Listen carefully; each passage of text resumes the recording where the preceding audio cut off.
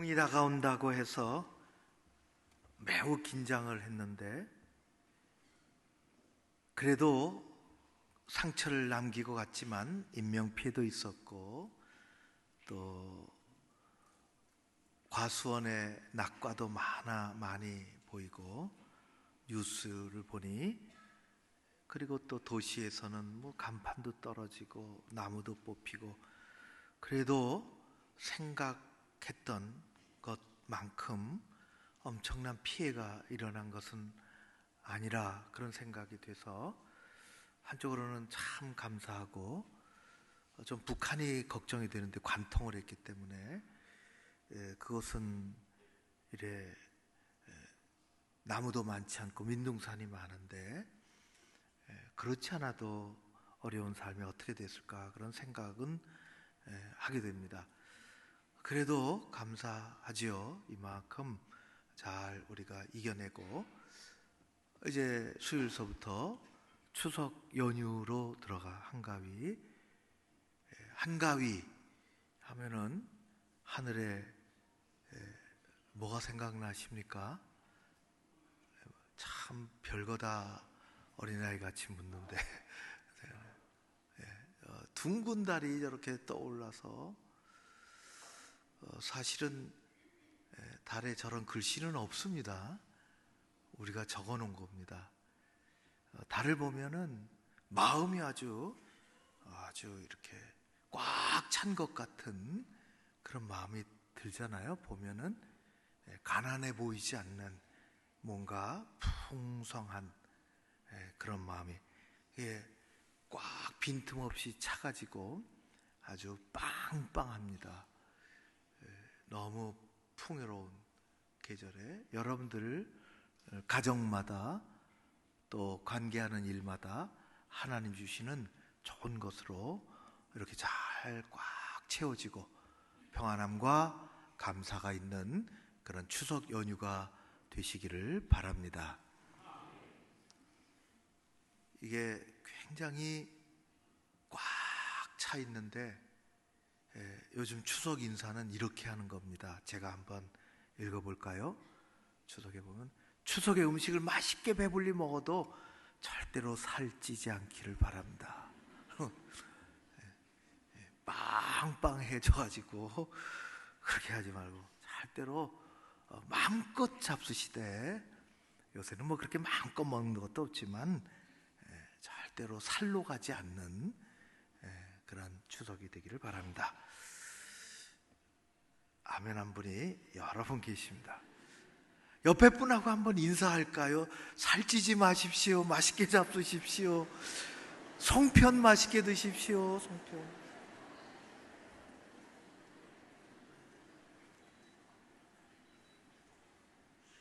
송편 너무 맛있습니다. 그거 하나 둘 개 집어 먹기 시작하면 10개도 순식간에 없어지고, 왜 여기 송편 갖다 놓은 거 당신이 다 먹었냐고. 아니 당신이 먹었지 누가 먹냐고. 콩이 들어가 있는 송편은 정말 끝없이 맛있습니다. 대단히 맛있습니다. 여러분 모두 좋은 추석 몹시 잘 지내시기를 바랍니다. 9월 한 달 동안의 말씀의 주제는 위로요. 오늘은 두 번째 시간, 말씀의 제목은 필요한 사람 바나바입니다. 바나바라고 하는 이름은 신약에만 나옵니다. 신약에 적어도 4개의 책에 걸쳐서 나오죠. 사도행전에 제일 많이 나옵니다. 그리고 고린도 전서에 나오고 갈라디아서에 나오고 또 빌립보서에, 골로새서에 나옵니다. 이 4개의 책에 걸쳐서 나오는 이 바나바의 이름이 무려 29번이 기재가 됩니다.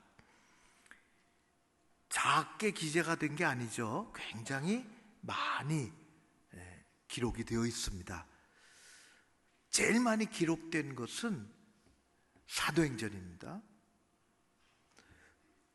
그 이름이 많이 기록이 되어 있다 하는 것이 사실은 중요한 게 아니라 왜 기록했느냐?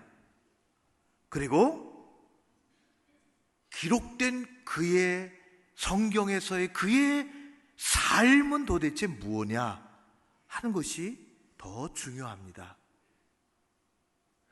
우리가 한평생 살아가면서 이름이 여기도 나고 저기도 나고 교회에서 여기 불리고 저기 불리고 그게 중요한 게 아니라 더 중요한 것은 왜 그 사람의 이름이 불려지고 그 사람은 어떤 삶을 사는 사람인가 하는 것이 훨씬 가치가 있고 중요한 것입니다.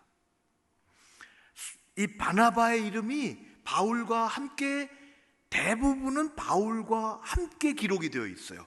바울과 떨어져서 기록되어 있는 게 거의 없습니다. 그런 것을 보면 바나바의 삶은 바울과 끊을래야 끊을 수 없는 관계를 가지고 살아갑니다. 바울, 바나바, 그들이 바실에서 그런 게 아니라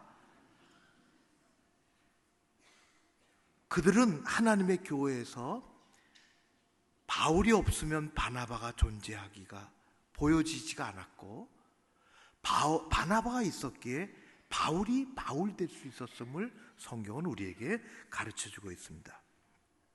그렇게 29번 바나바가 기록되어 있는 중에 가장 첫 번째 기록된 것이 사도행전 4장입니다. 이게 아주 중요한 본문 중에 하나예요.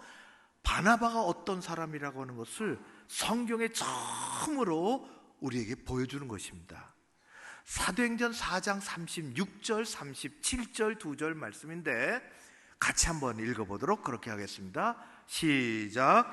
구브로에서 난 레위족 사람이 있으니 이름은 요셉이라 사도들이 일컬어 바나바라 번역하면 위로의 아들이라 하니 그가 밭이 있음에 팔아 그 값을 가지고 사도들의 발 앞에 두니라. 아멘.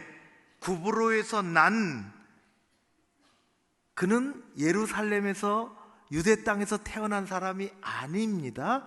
구브로에서 태어났어요. 왜 구브로에서 태어났을까? 구브로가 어딜까? 구브로는 지중해의 큰 섬입니다. 성경에 구브로 나오지만은 보통 우리가 지금 얘기하는 때는 사이프러스라는 곳입니다. 들어보셨을 거예요. 가본 분 있을지 모르지만은 대단히 큰 섬이요, 관광 자원이 있는 섬입니다. 그곳에서 왜 태어났을까? 자기 고향 예루살렘 유대 땅을 떠나서 부모가 디아스포라로 그곳에 갔습니다. 좋은 일로? 그렇지 않고 나라가 너무 어려워서 유대 사람들이 이때를 기준으로 하면은 100년 전, 200년 전, 300년 전서부터 나라를 떠나 우리나라의 100년 전, 150년 전에 우리가 살기가 너무 어려워서 이 땅을, 한반도를 떠나 만주로, 중국으로, 그렇게 중앙아시아로 떠돌아다녔던 우리의 조선족 또 고려인들 같이 그런 것입니다. 그래서 부모가 거기서 정착하고 아들을 낳아 이름을 요셉이라 그렇게 줬습니다. 아버지가 지어준 이름 요셉. 요셉은 참 흔해요. 이름이 구약에도 신약에도 아주 편하게 등장하는 이름이 요셉이요. 그런 인물들이요, 굉장히 훌륭한 사람들이 요셉의 이름을 가지고 많이 등장합니다. 그가 어떤 경우에 가족들이, 흩어져 사는 가족들이 유일한 소망은 돈을 모아서 1년에 한 번이라도 어떤 때가 되면은 우리가 명절에 고향을 찾아가는 것처럼 그들의 마음의 고향, 하나님의 성전에 계신 곳, 우리가 떠나온 그곳을 향해서 한번 같이 가는 것입니다. 가족들이 돈을 모아서 부모들하고 자녀들하고 다 큰 자를 딱 모아가지고, 지금도 그런 행렬을 가끔 볼 수 있지만은 예루살렘에 가서 성전에서 하나님 앞에 예배드리고 가족들이 가는 길에 오는 길에 서로 정담을 나누고, 그것이 그들의 명절에 아주 아름다운 신앙적인 풍습입니다. 그렇게 갔어요. 가족들하고 갔는지 혼자 젊은이가 갔는지 알 길은 없지만 이 요셉이 예루살렘에 갔는데 그 즈음에 이상한 소리를 들었습니다. 예수라는 젊은이가 십자가에서 죽었다 그러더라. 그런데 예사롭지 않다 그러더라. 그리고 부활했다고 그러더라 하는 이야기를 들었습니다.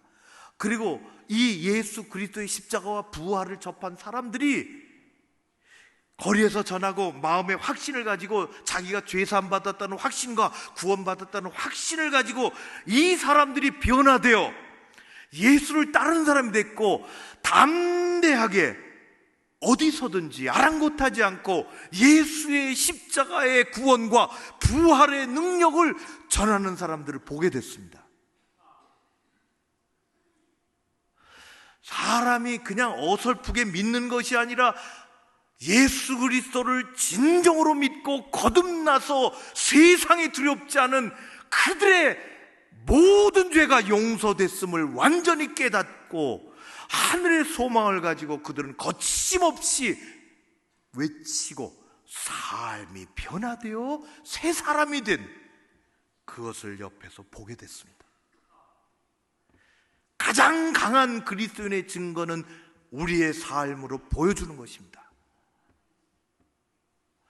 예수 믿는다는 이름만 가지고 있는 것이 아니라 주변의 세상 사람들이 어떻게 믿느냐, 과연 예수 믿는 사람들은 저렇게 변하는구나, 저렇게 사는구나 생각하는 것이 다르고, 세상을 보는 눈이 다르고, 하늘을 아는 사람이 되고 성령 충만하게 세상에 어디다 내도 기도하며 거침없이 예수를 증거하는 그 삶이 놀랍다는 것입니다.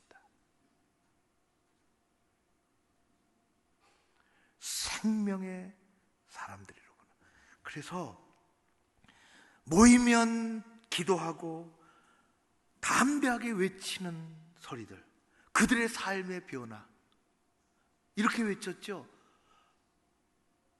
사도행전 4장 12절의 말씀에 보면 이렇습니다. 같이 한번 읽을까요? 이렇게 외쳤습니다. 시작. 다른 이로서는 구원을 받을 수 없나니 천하 사람 중에 구원을 받을 만한 다른 이름을 우리에게 주신 일이 없습니다. 하나님께서 구원의 이름 다른 것 주신 적이 없어요. 예수 그리스도 변화되어, 그들의 삶이 변화되어 외치는 그 사람들의 모습과 복음을 듣고 접하고 요셉이라는 청년이 변하기 시작했습니다. 뭐가 있다. 생명이 여기 있구나. 죽은 종교가 아니로구나. 그리고 그는 예수를 영접하고 거듭났습니다. 그런 사람들이 모여 살기 시작했습니다. 함께 모여서 끊임없이 기도합니다. 불같이 기도합니다. 예수 생명 전하는 전도를 합니다. 자연스럽게 사람들이 모였습니다. 교회가 되어져 가고, 가난한 사람들이 모이고, 그들을 돕고자 하는 사람들이 모여들고, 공동체가 세워지고, 그래서 많은 사람들의 자발적인 헌신이 일어났습니다. 바나바도 그 중에 아주 돋보이는 사람이 되었습니다. 그래서 오늘 읽은 말씀이요, 사도들이 그를 보고, 청년 당신은 너무너무 귀한 사람이요, 아버지가 지어준 이름은 요셉이지만 교회에서는 바나바라 부릅시다. 그렇게 했습니다. 바나바라는 이름은 아주 귀한 이름입니다. 교회가 그 사람에게 그렇게 불렀습니다. 바나바라는 이름은 위로의 사람, 그런 뜻입니다. 성품이 좋았어요. 그래서 사람을 잘 이해해주고 배려해주고 위로해주고 힘을 주고 변하여 새 사람이 됐어요. 제가 옆에다가 권위자라고 쓰고 한자를 찾아냈는데 그것은 옛 성경에 그렇게 되어 있어요. 권위자 바나바. 권위자라고 하는 것은 오해가 될까봐 제가 찾아놨는데, 한자를, 권위자는 말을 택택하고 괜히 괜히 권세나 부리고 큰 소리나 치고 그런 사람이 아니라 권면하고 위로하는 사람이다, 그런 뜻입니다. 얼마나 필요한 사람입니까? 사람을 잘 권면합니다. 교회 왜 상처받을까? 세상은 어려운데 교회 와서 위로받고 힘을 얻고 싶은데, 바나바는 위로의 아들이요 권위자였습니다. 그의 성격은 아주 밝고 친절하고 남을 위한 배려심이 참 많았습니다. 더 귀한 것은 그가 남의 입장을 에서 헤아리고, 그리고 다른 사람들에게 힘을 보태주고 더 교회를 그렇게 세워가고, 아주 소중한 사람이요, 아주 필요한 사람이요. 그래서 사도행전 조금 더, 오늘 9장을 넘어서 조금 더 지나가면 사도행전 11장 24절에 바나바를 이렇게 얘기합니다. 바나바는 착한 사람이요 성령과 믿음이 충만한 사람이라. 교회가 필요한 사람은 그런 사람입니다. 하나님이 소중하게 여긴 사람은 그런 사람입니다. 성품이 착한 사람은 거기에 성령께서 역사하시고 믿음이 작동하기 시작하면은 교회에 필요한 사람이 됩니다. 근데 성격이 못돼 먹었어요. 그러면 고쳐야 됩니다. 믿음만 갖고 안 됩니다. 교회 걸림돌이 됩니다. 고쳐야 되죠. 바나바는 착한 사람이에요. 믿음과 성령이 충만한 사람이었습니다. 하나님이 소중하게 여기시고 교회에 필요한 사람. 바나바는 예루살렘에서 복음을 듣고 감동을 받고 변하여 새 사람이 되고 예수님을 영접하고, 그래서 교회에 든든하게 세워가는 교회의 기둥 같은 일꾼이 되었는데, 같은 시대에 교회 바깥에 전혀 다른 한 청년이 있었는데 사울이라는 사람이었습니다. 그는 바나바와는 반대로 교회를 반대하고 교회를 파괴시키고 성도들을 죽이려고 달려드는 핍박자요 파괴자였습니다.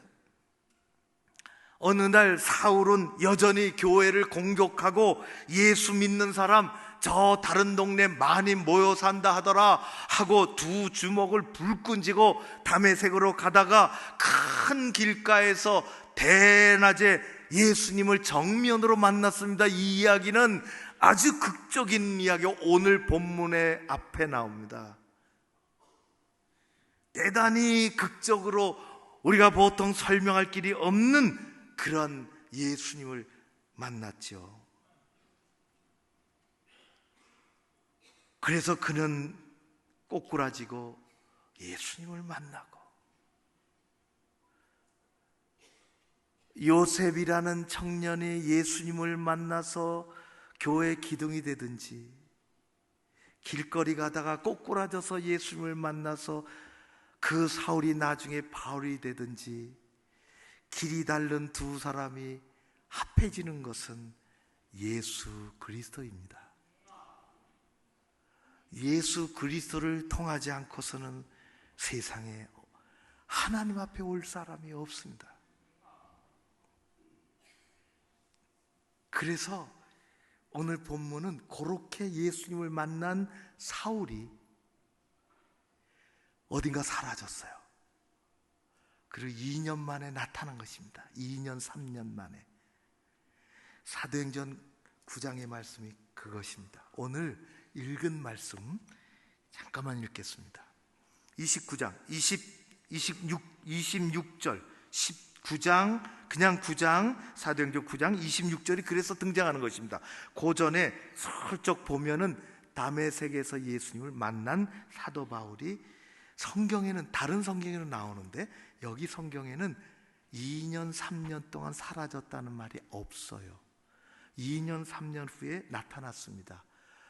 그래서 저 예루살렘에 가고 싶다, 내가 예루살렘에 가고 싶다, 그곳에 예루살렘에 교회가 있지, 그곳에 사도들이 있지, 열심히 있는 기독교 공동체가 있으니 가서 나를 소개하고 내가 사울이요, 내가 예수님 만났어, 앞으로 같이 일해야 되겠어, 그렇게 하고 싶어서 26절 그렇게 되어 있잖아요. 사울이 예루살렘에 가서 제자들을 사귀고자 하나 예루살렘의 사람들이 그 이야기를 듣고 다 두려워했습니다.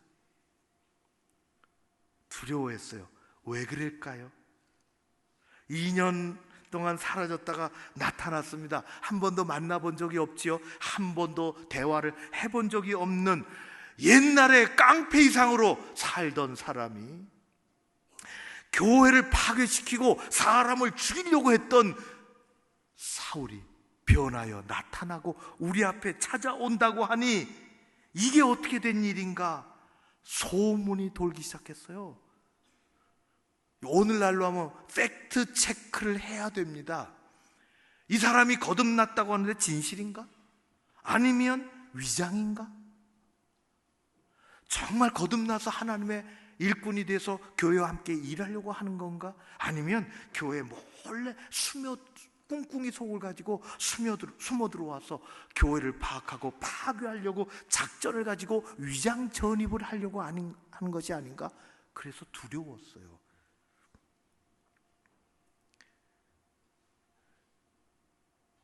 위장 저집의 대가가 신천지입니다.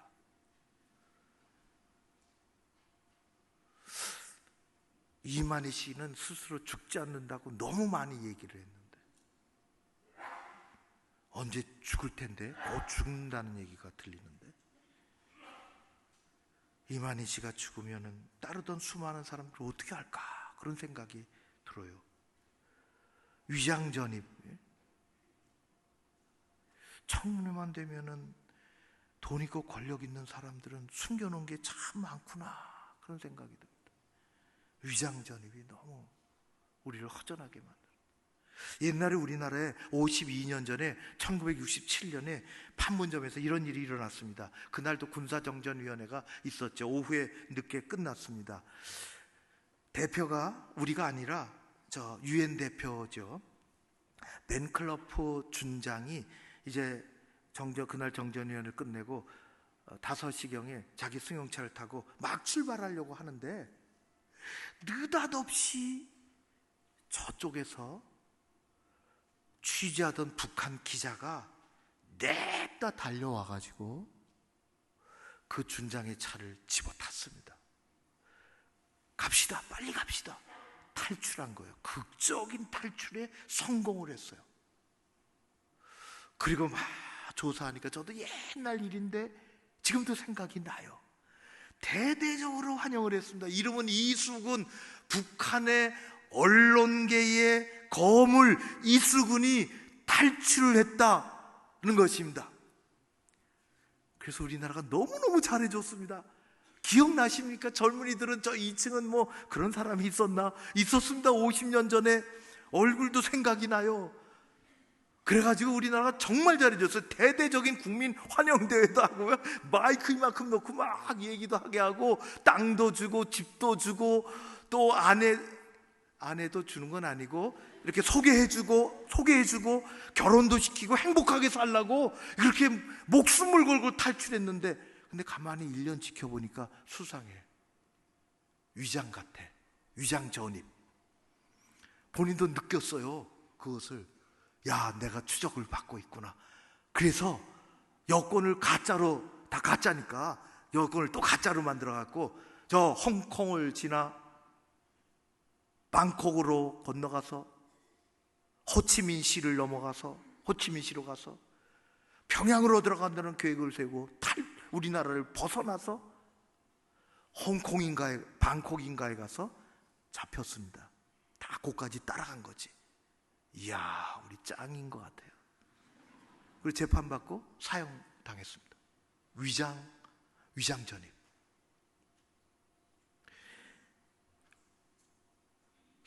초대교회가 정말 두려웠어요. 이 사람이 정말 변했나? 이 사람이 예수 그리스도를 영접한 사람이 맞는가? 그럴 때 보십시오. 오늘의 본문이 나옵니다. 바나바가 따라갔습니다. 하나님이 바나바를 붙여줬어요. 바나바는 신뢰받는 일꾼입니다. 그는 교회 기둥같이 쓰임받았습니다. 그는 사람을 위로하고 사람을 잘 챙기고 사람을 세워주고, 그가 한마디 하면 아 그렇지, 맞지, 맞아, 그럴 거야, 맞아. 그런 사람 하나님은 바나바를 사울 옆에 붙여주고, 바나바가 교회 앞에서 이야기합니다. 여기 사울은 예수를 만났습니다. 우리처럼 예수를 만났습니다. 우리처럼 부활하신 예수님을 만났습니다. 우리처럼 거듭났습니다. 우리처럼 변하여 새 사람이 되었습니다. 우리처럼 예수 그리스도를 증거하는 사람입니다. 그때서부터 세상의 사울은 교회의 바울이 되기 시작했습니다. 한 사람의 아주 소중한 역할이 개인의 삶도 자리 잡아주고 교회도 든든하게 세워가는 것입니다. 사랑하는 성도 여러분, 바울을 바울되게 한 것은 바나바입니다. 바나바는 정말 소중한 사람이고 필요한 사람입니다. 바나바는 사람의 마음을 헤아릴 줄 알고 위로할 줄 알고 힘을 주는 사람이었습니다. 우리가 사는 이 시대는 초경쟁 사회입니다. 우리는 사회에 한 발자국만 나가도 지치고 피곤하고 어렵고 힘들고 우리의 삶이 여러 가지 시달리고 지치는 일들이 얼마나 많은지, 그로 말미암아 때로는 한숨 짓고 때로는 눈물 흘리고 주저앉기도 합니다. 몸이 무너져 내리니까 마음도 무너져 내리는 경우도 있습니다. 우리는 다른 사람의 위로가 없이는 살 수 없는 사람들입니다. 우리는 주님처럼 따뜻한 말과 따뜻한 마음의 영성을 가지고 많은 사람들을 교회 안팎에서 위로하고 세워주고 도와줘야 하는 그런 자리로 나아가기를 주의 이름으로 축원합니다. 하나님은 교회에 소중한 사람, 필요한 사람을 세워주실 것입니다. 여러분들은 들어보셨는지 잘 모르겠지만은 세계 모든 목사님들이, 모든 신학을 하는 사람들이, 모든 신학자들이 다 알고 있는 세계적으로 정말 유명한 대표적인 신학자가 있는데 그 중에 하나가 폴 틸리히라는 사람입니다. 저도 신학교 시절에 이분의 조직신학책을 읽어요. 이 교과서입니다. 이분은 독일 사람이고요. 이름이 그런 것처럼 1차 대전과 2차 대전을 겪으며 희망, 용기, 그것이 그분의 신학의 화두입니다. 존재 용기, 조직신학. 조직신학은 정말 유명하죠. 이런 것을 쓰신 분인데 히틀러 정권은 아주 불편합니다. 용기, 희망 이런 얘기하니까. 그래서 추방했습니다. 버림받았죠. 고국에서. 미국으로 건너갔습니다. 세계적인 신학교 놓치면 안 되니까 유니온 신학교에서 강의하시라고 강단을 내드리고 교수직을 주고 강의 또 연구실을 내드리고. 문제가 있습니다. 독일어로 사유하고 독일어로 강의하고 집필할 수 있는데 영어가 딸립니다. 강의실에서 영어로 해야 되는데, 그래서 영어로 할 때 학생들이 가끔 웃는 거예요. 독일어식 액센트가 나오니까. 우리야 다 이 말도 모르고 저 말도 모르니까 자 그렇지만은 저 다른 나라 사람이 우리나라 말 이상하게 하면 좀 우습잖아요. 그리고 그 뜻이 막 바뀌고 그러면 참 그렇잖아요. 옛날에 여자 선교사님이 와가지고 저 옛날 이야기지만은 이 배고프니까 뭐 드릴까요? 아 저는 감자를 좋아합니다. 그런데 감자라는 말을 못하고 얼핏 생각난 게 저는 남자를 좋아합니다. 남자 하나 주세요. 우습잖아요. 그런데 이 우스꽝스러운 영어를 하는 강의를 듣고 학생들이 웃는 거예요. 이렇게 재밌게.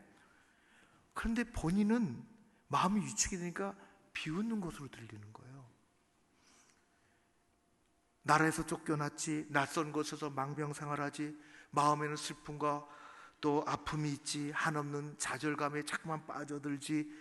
그래서 그것을 극복하려고, 대학자가 극복하려고 한 학기가 지만 되겠지, 한 학기가 지났어요. 2학기가 됐습니다. 여전히 더 깊은 수렁으로 스스로 감정과 삶이 들어가는 것이에요.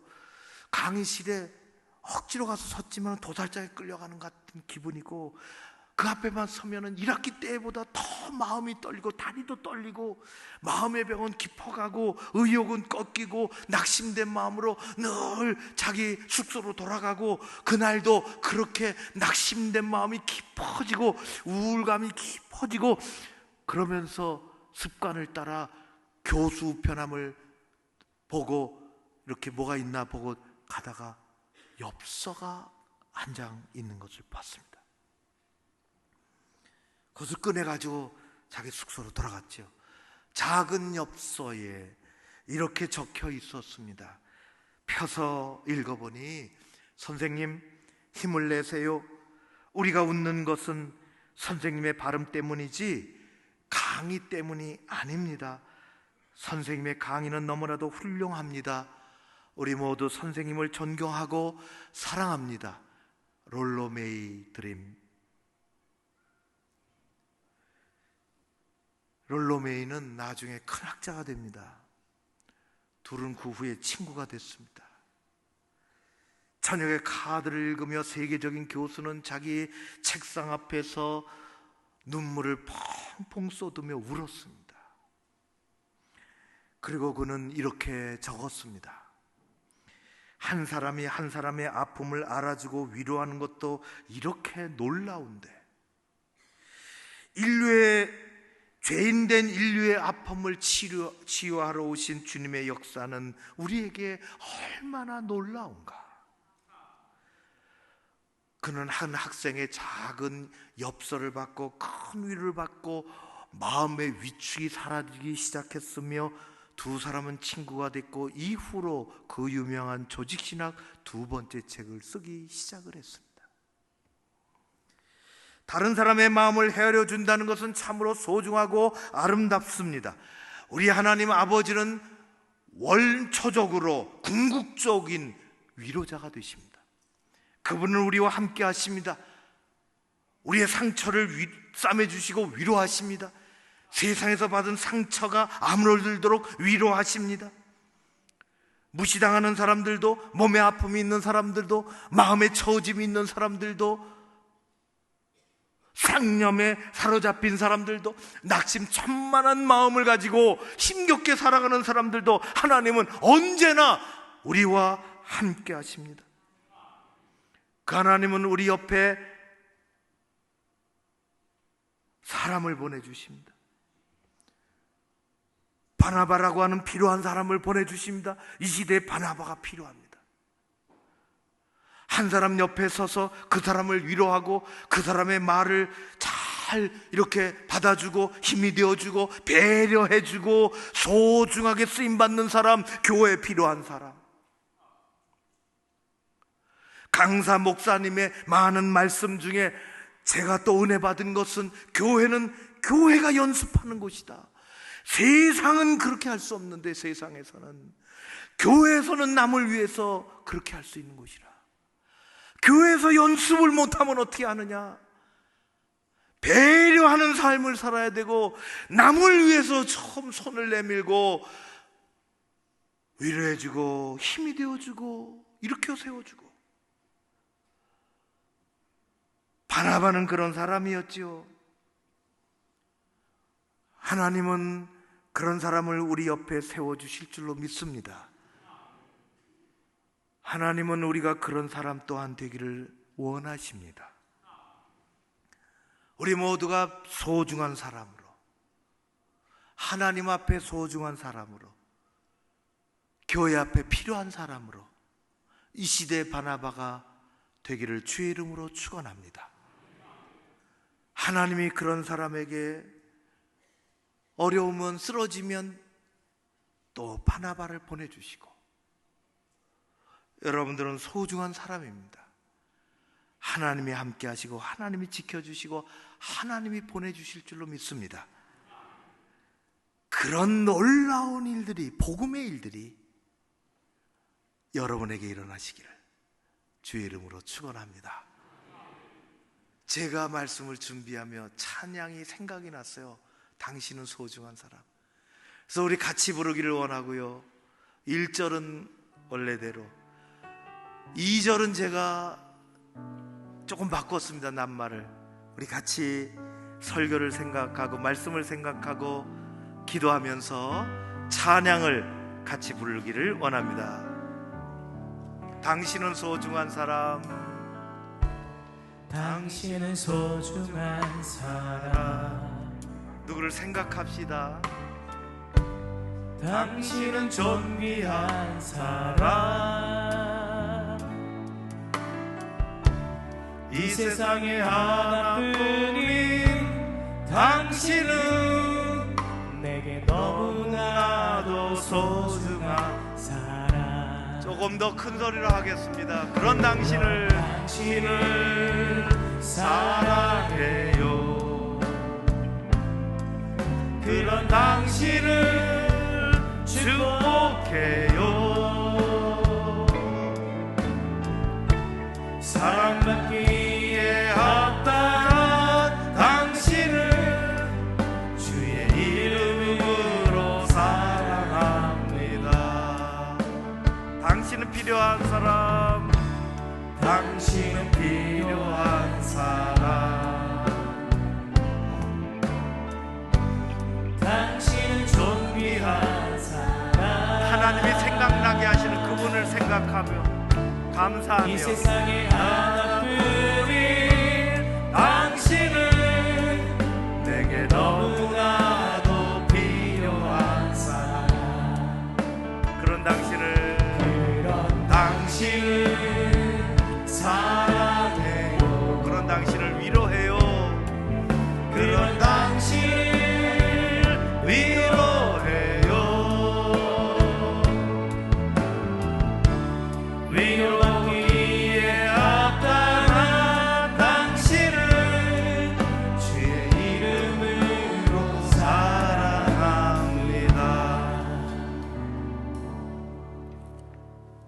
정신없이 세상에 취해서 살아가는 세상 한복판에, 경쟁이 심하고 쉼이 없는 한복판에서 하나님의 말씀 따라 교회 오면 쉼이 있고 위로자가 있고 함께하는 사람이 있고, 우리로 주님 보내주시는 바나바를 만나며 내가 바나바가 되며 소중한 사람, 필요한 사람이 되어 살아가게 하여 주시옵소서.